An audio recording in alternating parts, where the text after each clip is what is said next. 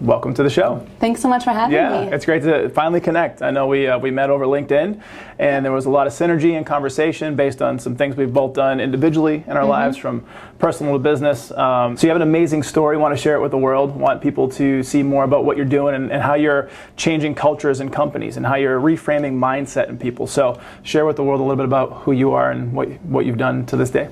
Yeah, sure. Yeah. So I know we'll dive into it, but I'm a mom of 3, got 3 kids under the age of 6, so I'm busy there. I began in law enforcement, so everything I do is definitely a service first kind of attitude. I was brought up that way, is ingrained in me. And now I get to travel all across the country, very soon internationally. That's being finalized in a couple weeks, and help companies become the place where people have to be. Yep. Because it's the best place to be because of their fulfillment, because of the culture there, the leadership opportunities. And I'm just out there kind of eliminating that attitude of counting down to Friday. Yeah. And having people actually enjoy what they're doing. It's like Garfield, right? Case of the Mondays. Yeah, seriously. I hate Monday. Yeah, it's all fun. It's like this new social norm that someone kicked off. Yeah. And so I'm battling that one. And it's a huge battle because I'm around business owners, and I've been a business owner for a long time, and I know the importance of a great culture. Yeah. And I know how bad awful culture can be, cancerous, and it makes people not want to show up. I mean, we were talking about it before we jumped on, and you were talking about how, like, when you were in law enforcement, you were so pumped when you were in one of the PDs that we'll talk about, one of the police departments, that you couldn't wait to be there. And then when you went to another PD, you realized, like, life sucked. Yeah. And it was all because of the culture. Yeah. So for me, I learned about culture, from experience, but then also there's been a lot of thought leaders out there. One of the great ones is Simon Sinek, and he's really great at, leadership and culture. And so what is it that you've learned in your experience that helps you define what a great culture is for a company? So I take the things that are known, right? You have to go back to people. We forget that people actually make everything work. Right. Let's do this with the bottom line. Let's do this with marketing.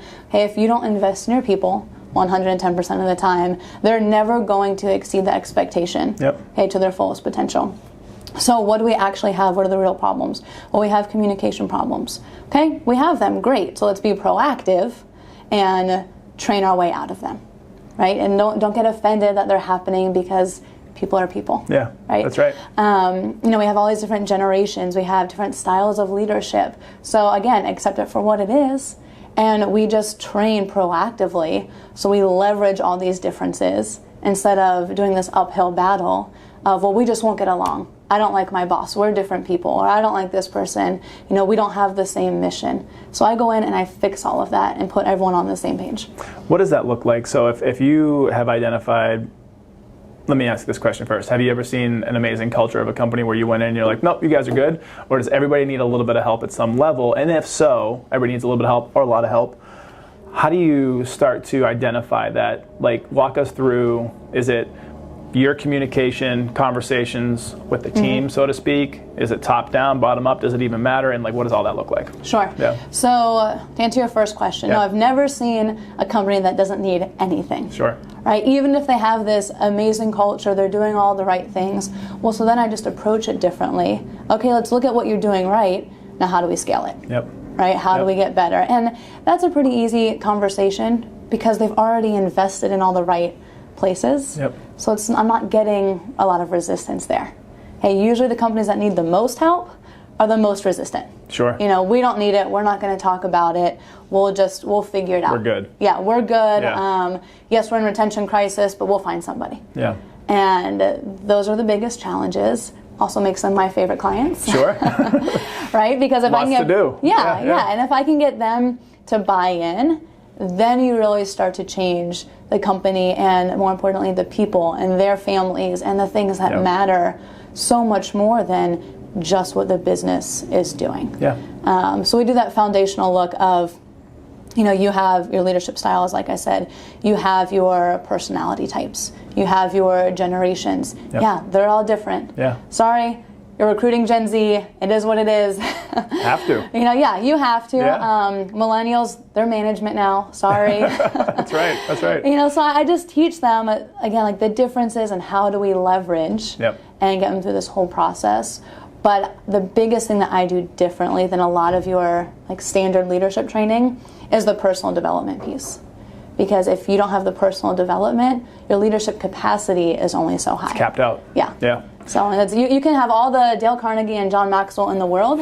If you don't have the personal piece, then it doesn't really matter. So funny you talk about John Maxwell. I'm sure he's done great things for a lot of people, Yeah. but I saw him live at a conference, and first thing he does, and I thought this was super cheesy, but I knew what he was trying to do. He goes, "My name is John, and I'm your friend." And I'm like, that's just that's right. so like old school. I'm like, dude, like we get it. Like we understand you're a nice guy. Like, but like I think that's like an old school, like almost like you see like these old school sales tactics from people that are in sales. Right, it's like just be genuine. Like we know you're a good guy. Let's talk about it. So anyway, no harm, no foul with John Maxwell. He's done amazing things.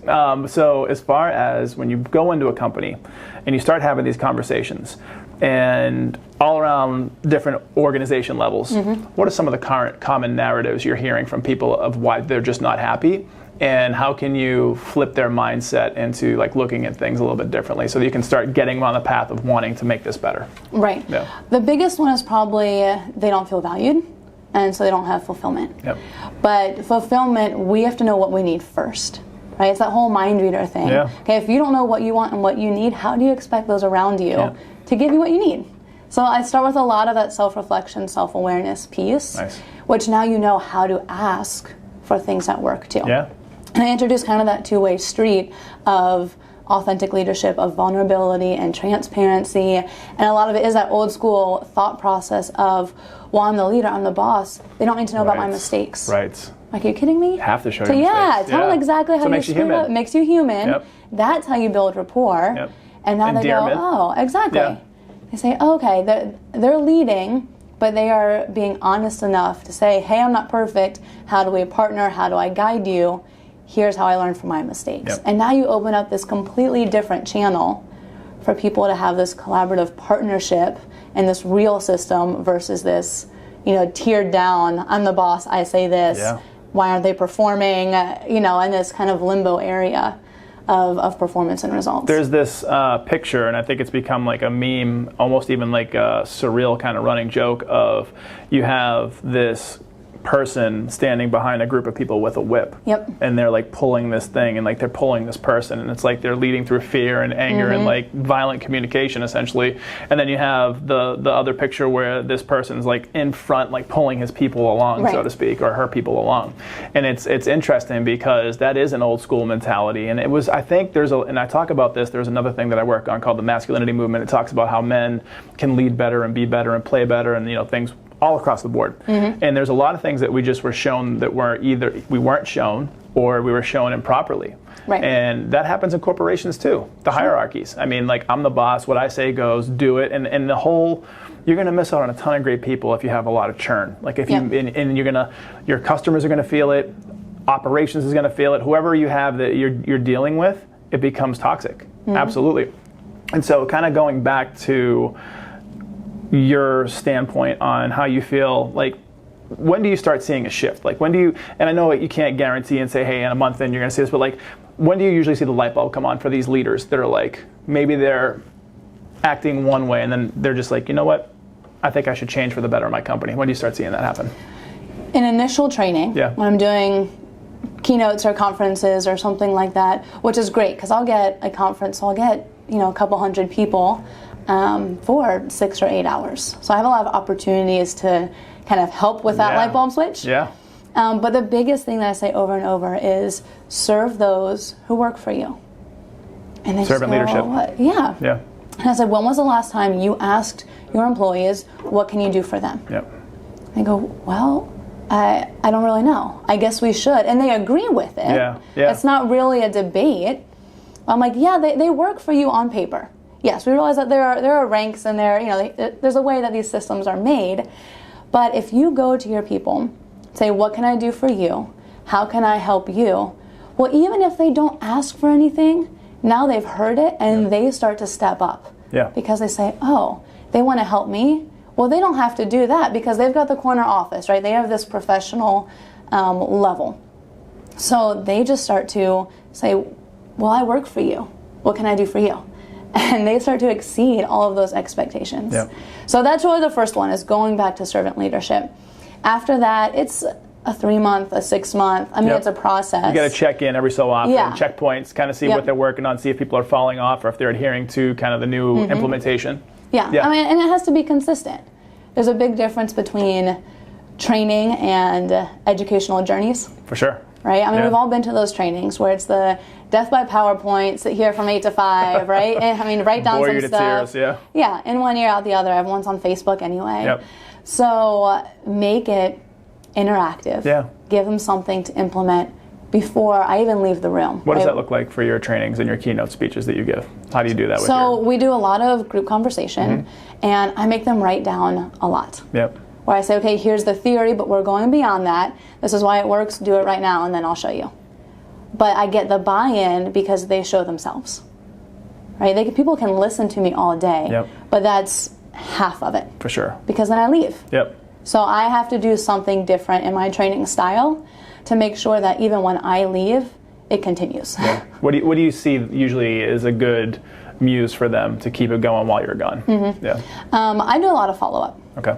So I actually give them my phone number, my direct email, the small groups, they get my cell phone number. And sometimes I hear nothing. And then sometimes, like yesterday, I get someone who heard me at a conference months ago, said, hey, we were having a conversation about your training. From months ago, we had some questions. Can we connect further? Nice. So that tells me if they're thinking about me months later, they've been doing something consistently. You've made an impact and they're actually working on it at some level. Right. And they want to continue enhancing, growing, learning. That's awesome. So there's a lot of, I guess your target market is law enforcement, military, but you do it everywhere else. But that's kind of like where you're really focusing on. You see a lot of traction. And I think that goes back to kind of where your roots are, growing up as a military brat, so to speak, and having family in the military. Let's talk a little bit about that, because I think that's super important, of how you can serve these people better, because you know the life. You know a lot of like how these executives and military and these police departments operate. Talk a little bit about that and your background. Yeah, so like you said, military brat. So moving every 2 years. Yeah. Okay, I have 3 brothers. My dad was 35 years in the Navy, recently retired. What did he retire as? Was he officer or enlisted? Or? He's an admiral. Yeah. He's an officer. It's badass. Yeah. Yeah, so we grew up very quickly just because of his rank. And so by the time we were 7 and 8, we were at these very important adult dinners and conversations and things like that. But my mom instilled this mindset about change of not a, hey, say goodbye, we're moving, but all right, kids, next adventure. Yeah. I mean, it's a great way to look at it. Yeah, I mean, here's a new culture. Here's this.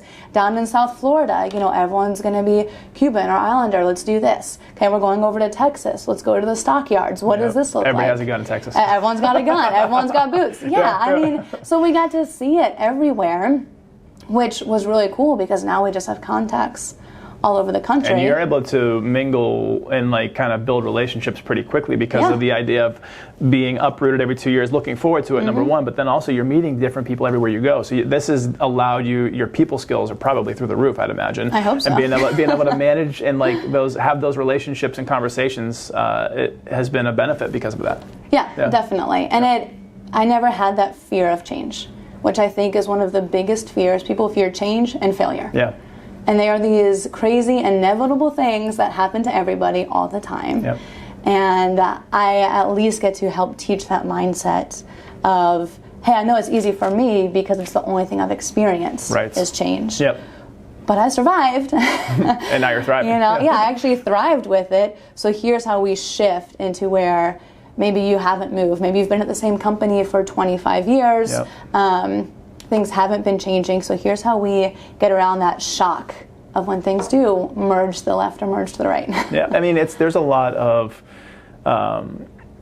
it's perspective with how you look at those things. So with failure and with how you show up in the world, for me, when I fail, I don't love it, but it doesn't bother me because it gets me time. It's almost like I'm a scientist testing things, and it's like, this didn't work, so I learned a little something from this, and now I go at it again this way, and like you just recalibrate, and you're your own mechanic. I use this term all the time, where you really can change and you can learn, and don't be afraid of failure, because it really just gets you closer to the success. Exactly. Failure equals success. And I think Michael Jordan, a huge Michael Jordan fan, talked about this a lot. And like there's all these things about like he's missed 9,000 shots and all this different stuff. But if he was afraid to show up when time was needed, he wouldn't be who he was. Exactly. And because he failed so much, that's why he succeeded. So it's kind of cliche, but it goes hand in hand. Yeah. So you were a military brat and you moved around, and then law enforcement found you, or you found it? I guess both. Yeah. So I'm the first one in my family to go into law enforcement. That's cool. It wasn't the plan. I was already in college for psychology. I was like, yeah, I'll do clinical psych. I'll get my doctorate. Yep. I have a neuroscience kind of background, so they wanted to put me in a lab. I was like, that sounds really boring. Right, because you want the adrenaline in a sense. You want to be moving around, the variety. Yeah. Sitting in a lab, just like sterile, like boring. Yeah. You're like, not for me. Yeah, I needed change. Yep. Because it's the only thing that I know. That's where I feel comfortable, is in that no day is the same. That's so awesome. law enforcement, that's really the perfect place to be. Yep. And that service that was in my family forever, I still got to put on a uniform. Yep. And it was awesome. Yep. I mean, it was a ton of fun. I got to meet people of all walks of life, all situations, every single day. And it was awesome. I loved it. Let's talk about Giant Man. Let's go to that. So you had this crazy interaction with this giant human being, and it just like turned into this thing. Let's talk about that a little bit. Yeah. So it was the only fight where I actually got hurt. Okay. I got in a lot of fights. Walk us through like you showing up to the house or the place, and like what happened from there. Yeah. So it was one of those routine calls, which we say is never routine. Say, hey, we have a rescue call, someone needs help. That's all the information I got. This happens pretty often. So I show up, I'm like down a back alley. It's 6 o'clock in the morning. I was getting off my night shift. And to make it better, I have a ride along. So, some young, whoever, 18-year-old. Aspiring law enforcement professional. Someone who loves people and is super excited. And they're getting the real deal. A liability, essentially. Someone who can't help me. Right. Someone who I now have to keep myself safe. Yep. And this person, but then this untrained, teenager, basically, that's over here. So I'm like, just stand over there. Don't get hurt, please. I can't worry about you right now. But I show up. I'm like, hey, what's going on? Are you okay? He saw a badge, he saw blue, apparently that wasn't okay with him. So he saw red. Yeah, exactly, saw red, charged me like a bull, and I just hit the ground. I mean, I've got a lifetime of martial arts training. We were very highly trained with our defensive tactics and Jujitsu and all the things. Yep. Okay, we had great training, and the fight was on. I mean, fight for my life. The guy was almost 400 pounds, 6'7". I'm 5'7". That's a big human being. It's a big human being. Yeah. So you said he was a bouncer, right? Like that's how big this guy was. Yeah, he was a bouncer for the city, and I got him fired the night before, so he was a little frustrated. He's pissed. Yeah. And I didn't know any of this, but so fight is on, but it's an amazing opportunity later. Yep. Saying, hey, for me, I don't have the luxury of fearing change or fearing failure, because in that situation, I don't get to fail. So no option of failure, and it's a great perspective opportunity. Yeah. I ended up getting hurt, but I didn't die. So talk a little bit about how it was, because I think this is, I've been in martial arts myself for years, and I remember there was times where doing jiu-jitsu and like being new at it, there would be someone who outweighed me by 100 pounds. Yep. And if you don't know how to create separation, like it's really hard to get a larger human being off of you. Yeah. And this person was significantly larger than you. Yes. Like 250 to like almost 300 pounds larger than you. Exactly. And so like that person can just straight up just lay on you, like just like plop on you. It's kind of how it felt. Yes. Like a boulder. Yeah. So you're fighting out of this, and talk a little bit about some of that situation, and then like what came from that with the knee. So it's interesting, because when you're in a fight in law enforcement, you're not only fighting for your life, but you have to give verbal commands and know everything you're doing for your report later. Wow. So it's this very conscious effort of, get off my gun, don't do this, police stop, all the different things. I have to know how many times I said it and understand it. I'm glad it worked out. I never thought of it that way. And that's just to cover your ass with like... this is exactly what happened. Yeah. Internal investigation kind of thing if something goes wrong, like you... Yep. He was armed. To sue you or something. So if it ended up taking a different turn with a shooting or something like that, luckily it didn't. Thank God. Okay, we were all good. 3-1, no one went to the hospital. Yeah. I was the most hurt and I had a torn MCL. Yeah, talk about that a little bit. That's crazy. And you didn't even know it. You're such a badass. You didn't even feel it. Like you're just like doing your thing for a couple hours. Like, oh, by the way, I can't drive. I can't drive. Yeah, that's important. I really need to do that. I mean, it wasn't important at the time. Because a torn MCL is not a big deal. Yeah. It's that perspective thing. Again, we were obviously both armed.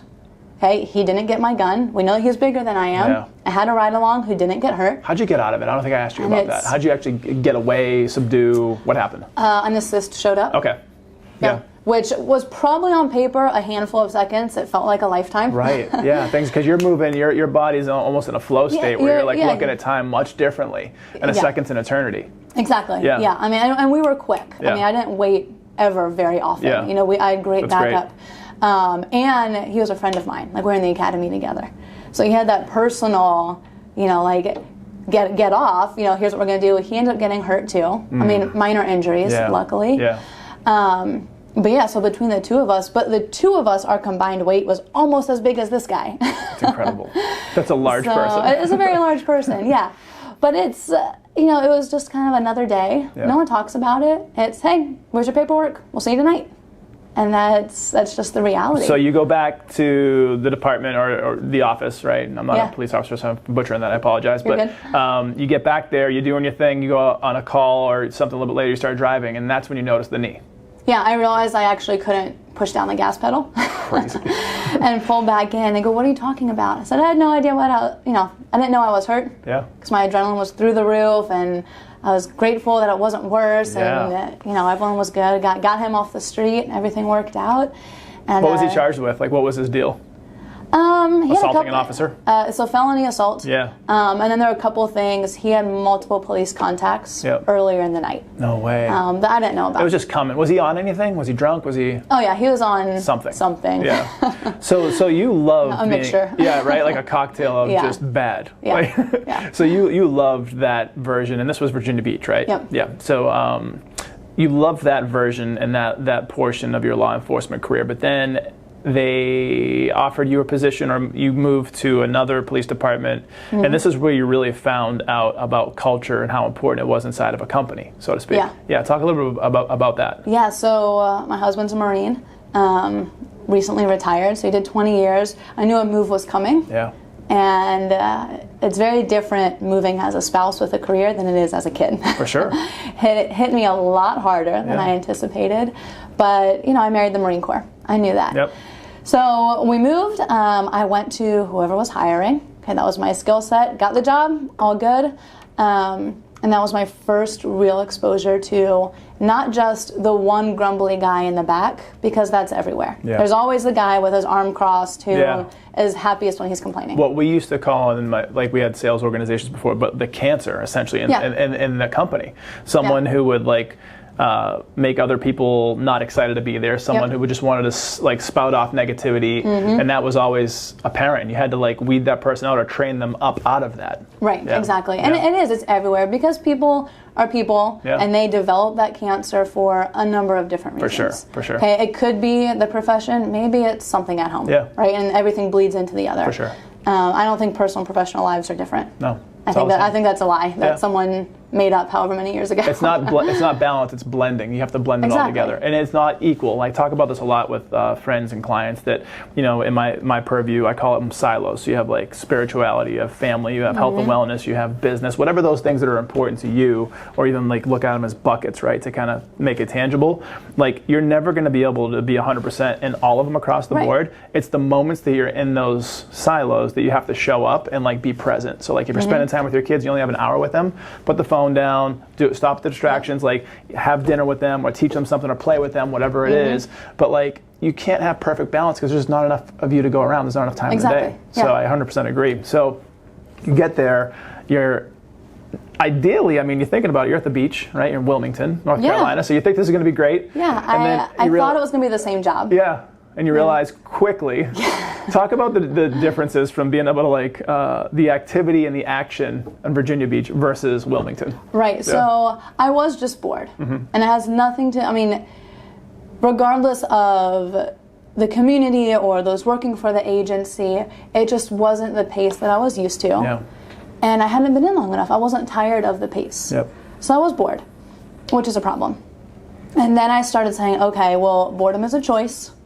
So I will just be more proactive. I'll get more creative. Yep. You know, it's a Tuesday night. Let me find a search warrant. Like, I just did a lot more. Looking for something to do. And yeah, exactly. I mean, where can I help? What can I do? And I was finding things. I mean, I was creating work. Yep. That was there.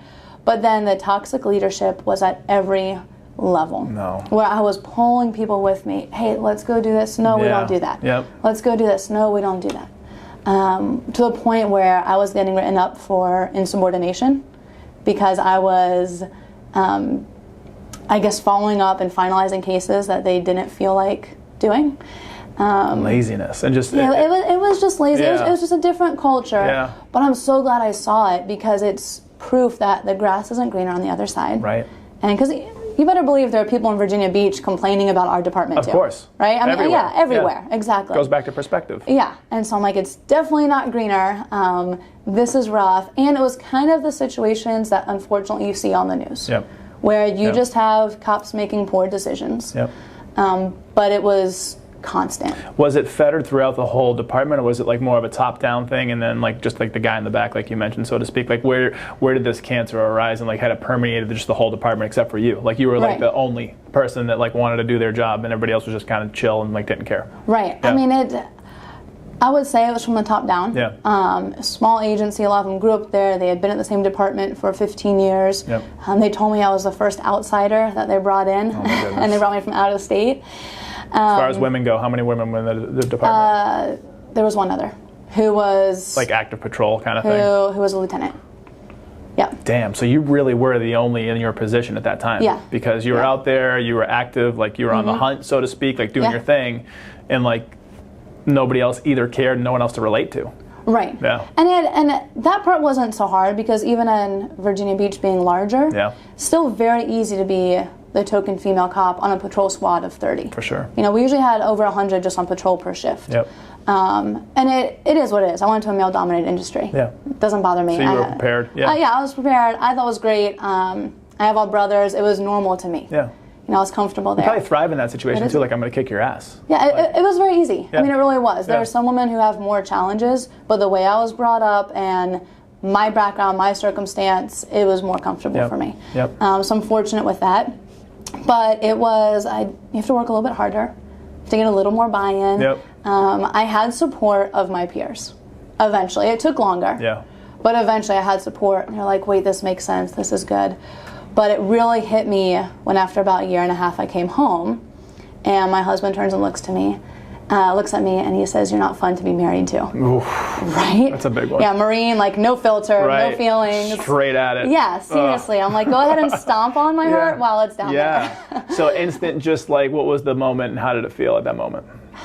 I mean, it sucked. I don't have a better word. Yeah. You know? You don't have to, I knew though. Like I knew that it was starting to affect my outlook and how I was at home because I was unhappy going to work in the morning. Yep.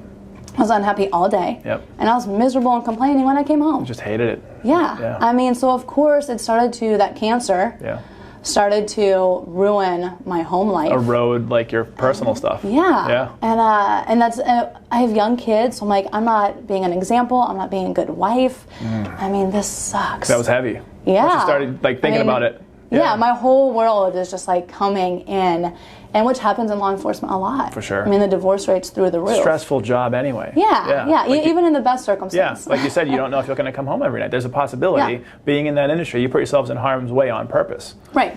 Might not come home. Yeah, I mean, when you're proactive, you're looking for it. Yeah. You know, I mean, you're not looking to get hurt, thrill but of you the know chase, what I mean? But the flip side is like, things can happen. Yeah, you're putting yourself in the dark alley by yourself, you know, with, you know, drug traffic.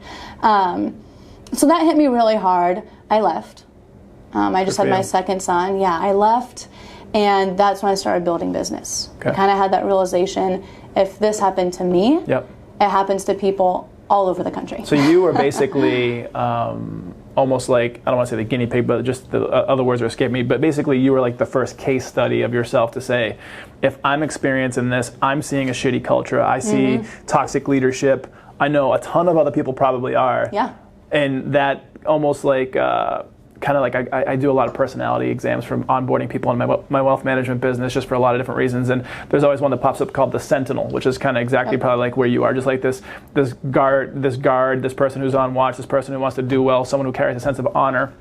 If you have all those things, you can't sit by and watch a shitty like leader. Right. You can't because like you're almost forced to like show them how to be a good leader. And so like you stepping into a whole new world and leaving that world behind after 7 years, which is a long time. You go out and start this new business. Yeah. Yeah. What's that like? How'd that happen? You know, it's embrace the failure. Okay. Right? Yeah. Going back to that, that's good. Yeah. I had no idea what I was doing. It took a lot for me to break into the training space. Yeah. You know, I was 27, I guess, at the time. So here's this 27-year-old girl coming. I still get called a girl now when I go to conferences. Crazy, yeah. And it was, well, what do you know? And the culture training I'm doing is new. Mm-hmm. So it doesn't have that, you know, we've been in business for 30 years, right? Yeah. Here's this leadership training.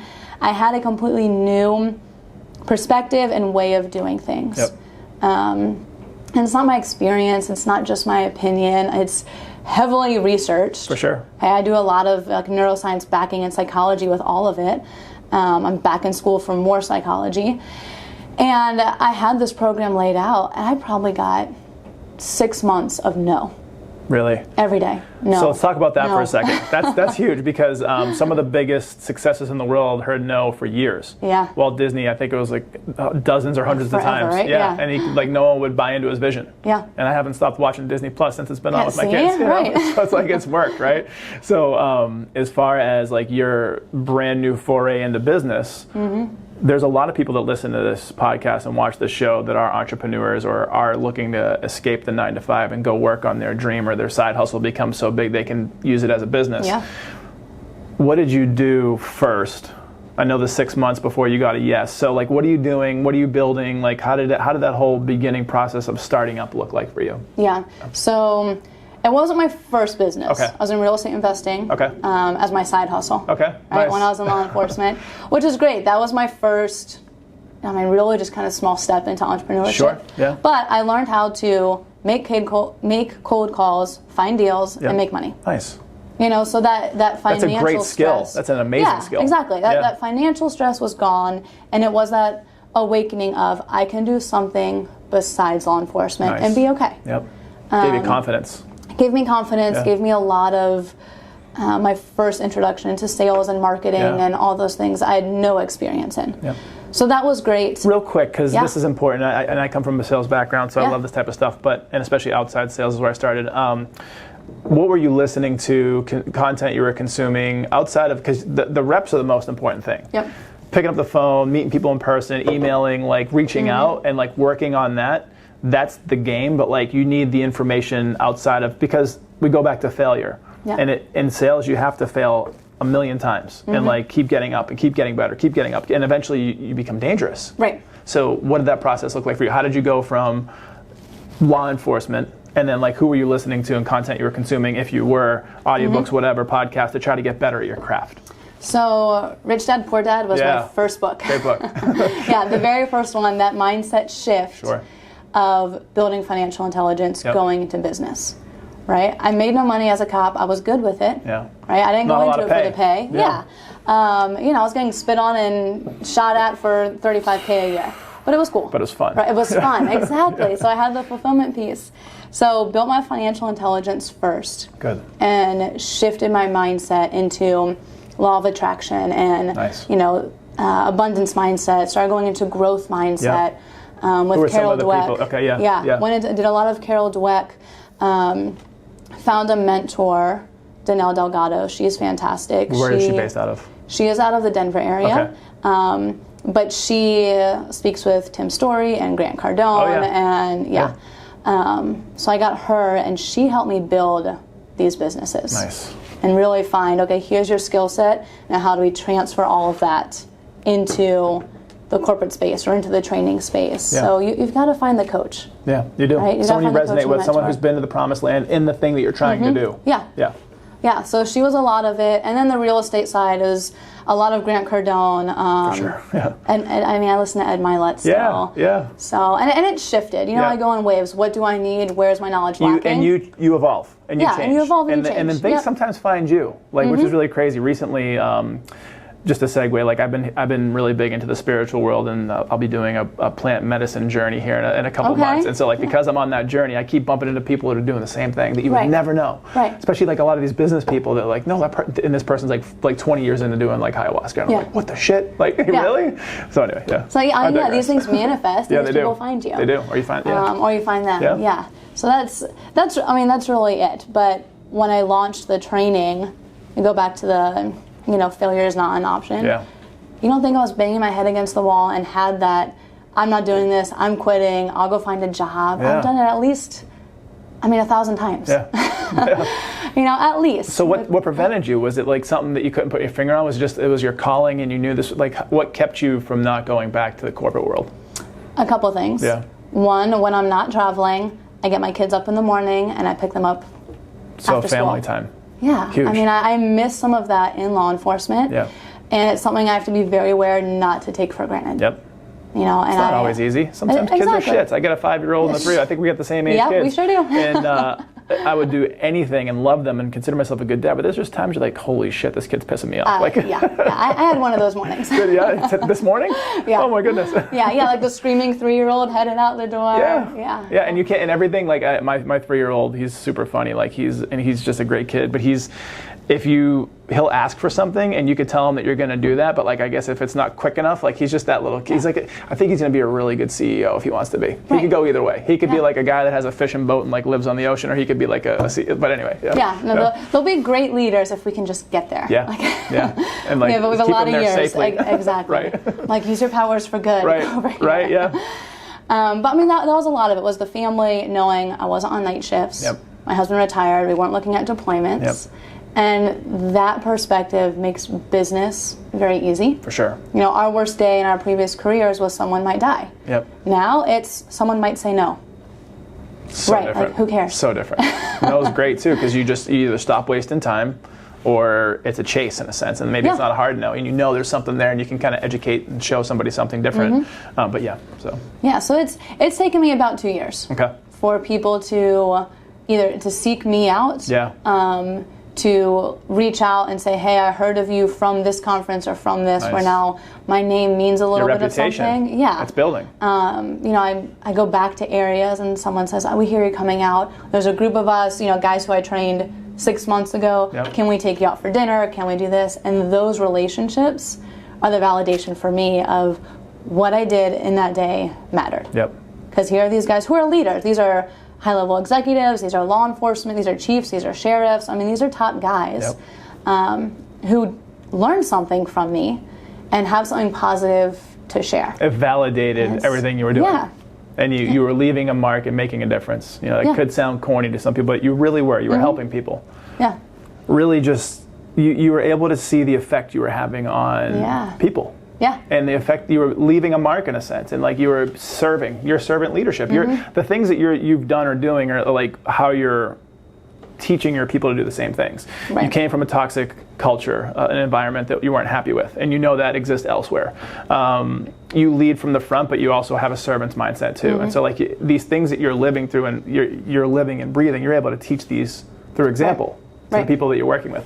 So now you are getting sought out for speaking engagements and all around the country, and you're going to Minnesota a couple times here in the future. And so so talk a little bit about the keynote, the speaking, and the training, and just kind of like what that's looking like for you these days now that you really kind of found your groove. Yeah, so it's awesome because my audience shifts a little bit depending on, law enforcement is 70% of the time, but I get state auditors, I get CPAs, I get sales and marketing, all of it, which is great because it shows me that this training applies across the board because people are just people. It doesn't matter what they're doing from 9 to 5. That's it. Right? They're still just people, and they need to be, related to. They need to be validated. They need to be valued. Hey, people just need all those. So I can do that and show them how they take control of that with a lot of the mindset training. But what's even cooler is I'll have someone like my repeat conferences, reach out and say, well, what else can you do? Nice. Do you know anything about this? Yeah. And I did an annual sheriff's conference last month or in December, and wrote brand new programming. Nice. I said, hey, you've got 6 hours. Do you know anything about recruiting and retention? I said, yeah. That's kind of, I lay the foundation for a lot of that. Yep. That feeds into your culture. They said, we would love that. So I got to, give them that opportunity and tell them, hey, I wrote this for you, which went over really well. Right? It was the first time I did it. I mean, I'm glad they liked it because it was brand new. I was testing it. They felt special. Yeah, they felt special. Yeah. People told me I was crazy for testing material at an annual conference, but where else are you going to test it? Exactly. You have to test it in like real world setting. Yeah. They would have told me if it was bad. And go big or go home. You might as well. Yeah, but I got invited back, so apparently it worked out. But seeing that I can shift, and again, more of that validation of, can you help us here? Yep. But also that confidence, it goes back to that servant leadership of, well, what do you guys need? Where are your pain points? If I can't do it, I will find you somebody who can. Be a resource. Yeah. I mean, because I'm not going to sign up for something that I can't over-deliver on. Smart. It's a waste of their time and it makes me look bad. Yeah, it's not good for business. Yeah. So, I mean, luckily I don't think I've had to outsource yet. I'm sure I will. Yep. But by that point, I should be traveling enough and have so much business where I have to outsource. Yeah. Where I start can't building do it. your organization internally. You find people that you can train, you can partner with, you can help you run your business. I mean, that's how you're going to scale if you want to scale. Right. That could be part how to do it. And I have partners. I have 2 new programs that are launching. One is overseas, Department of Education. One is law enforcement stateside. But they're new ideas, they're new people, and we're just kind of leveling up. How do we serve more? How do we fulfill these group missions? Yep. And it's kind of that conversation of, there's enough success for everybody. There's plenty out there. It's abundance mentality. And because there's so many people there's this beautiful shift in society on so many levels, and one of them is like people that have that abundance mentality. So, I mean, there's so many industries, there's so much competition, but there's just enough to go around for everyone. Yeah. Like, way more than enough. The world's a huge place. People don't realize that. Yeah, exactly. So now that we're getting into the beginning of 2020 and you're scaling this company, it's been total 2 years now? Yep. Okay, congratulations. Thanks. So 2 years, and you're seeing all this lift, progress, you're seeing all this change in yourself and in your clients and people around you. What's next? What's the future of the next few months? Just more of the same, keep building, growing, learning? Yeah, I mean, just bigger, better. I told you earlier, I have a new program that is launching in Denver in 2 weeks. Nice. And people are excited about that, and we're already being requested in other places around the country, and we haven't even delivered it yet. Isn't that crazy? Which is awesome. Yeah. Tells me that we're doing the right thing. Yeah. And it's a lot of the mental health conversation, but the proactive pieces. Yep. It's a lot of the, law enforcement and military PTSD stuff, but it goes back to that transparency. Yep. Well, the 2 partners and I, we tell our story of what we all did with our depression, our divorces, our PTSD, and here's what we used. I mean, we're all still here, right? I mean, the whole social proof, it's there. And people like that. I've seen that shift. People don't want the HR director, PC conversation, tell us what we It's BS. want It's like to going to the hear. guidance counselor. Were they ever really helpful? Like, I don't feel like exactly. they were. No. It was just like a way to get out of class. Like, I got to go talk to the guidance counselor. I need to talk about something. I'm sure that I don't mean to demean that profession. I know. That's but from my experience. My experience was it was bullshit. But anyway. There are great ones out there. For sure. Like anything else. There we go. Sorry, guidance counselors. Love you. Yeah, they're now gone. They're not coming back. Oops. But it's just having that conversation of, we've all screwed up. We've all regretted things. We've all fallen on our face. Yes. We've stayed down. We've gotten back up, all the in between. Yep. And pushing a lot of that foundation out into more programs, into more audiences. And then I'm bringing coaching on as well. Yeah, nice. So. What is that going to look like for you? That's important, and especially there's a lot of people out there that are great coaches, and like anything else, there's a lot of good examples of bad examples. Sure, yeah. And obviously, like I think anybody who could work with you would be better off knowing you. So what does your coaching program look like for people that want to work with you one-on-one? Yeah, so I get to customize like I do all my other programs, which is the best. And I'm not a fit for everybody. I know that. It's good to know that. So that's my first conversation. We do an intake. I do individual and group coaching. Yep. Group is great because it can either be like your own team, right? How do we all work together? Or it's people who don't know each other, and they find, hey, I don't know this person, we're in different industries, whatever the case may be, but here's where we relate. You're building a community and collaboration. Exactly. And so if I can build communities, now you start to see change across the board. And that's the whole goal. As the personal change in people, and then what they do with that change when they're taking it back to work. And what that means for customers and clients it's exponential. And communities. It bleeds over into everything. So getting a little bit more into the kind of like future and thinking about, you know, what is ideally, right? Like 20, 30 years from now. And obviously, you know, people, you know, don't need to retire at any time. But at like 20, 30 years from now, if you're at a point in your career and you're like, okay, like, I've done enough, or I've helped enough. Like what does that look like for you? What is the pie in the sky for you in the next X amount of time? I don't think I'll ever reach that I've helped enough. I could see myself building out teams where I travel less, but at the same time, you know, like yours, my kids are young. So people say all the time, well, you're traveling, you're missing it. I'm like, no. I'm sacrificing now, which is harder on me than it is on my kids. For sure. Because they're not going to remember. You know, my youngest is not even one. And they're so moment to moment. It's like like what they're doing, what they're eating, what they're playing with. Like they feel it, and yes, it comes out in certain ways for sure. But because we're more, you know, mindful of the time, they're just kind of like running through life. Exactly. They don't really notice. I mean, I'm not gone that much. You know, I make it work. But I build out where, okay, maybe like in September, I'm going to be in Minnesota, I think 2 events back to back. Nice. Well, so I take the family, I work for a day, we vacation for 3, and then I work for a day and we come home. Isn't that awesome? Yeah. So it's a lot of that personal values and the vision my husband and I share of making our kids global citizens, because he has business internationally as well. So, hey, we have clients, you know, in Romania, we have clients in Germany, well, let's all go. You're curating a life that you can like live your best life while still making an impact through business. That's exactly. Awesome. And it's the things that I didn't have and he didn't have. So, like most parents, we do better for our own. Right. So that's the big picture. This has been amazing. I love the conversation. I love what you're doing. You're definitely making an impact. You're a badass. I love it. So, I appreciate it. If people want to find out more about you, your business, how do they contact you? Social media, websites, things like that. All of it. So website is mindsetenterprise.net. Okay.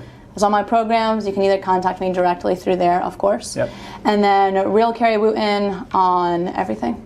Easy enough. Instagram, Twitter, LinkedIn. Wooten, Wooten. Yes. Real Carrie, and that's Carrie Wooten. Real Carrie Wooten. You got it. Everywhere else. It's been a pleasure. Thank you. Thanks so much for your time. Sure. She's Carrie Wooten. I'm Jesse T. Be sure to catch us on the next week's episode of The Jesse T Show.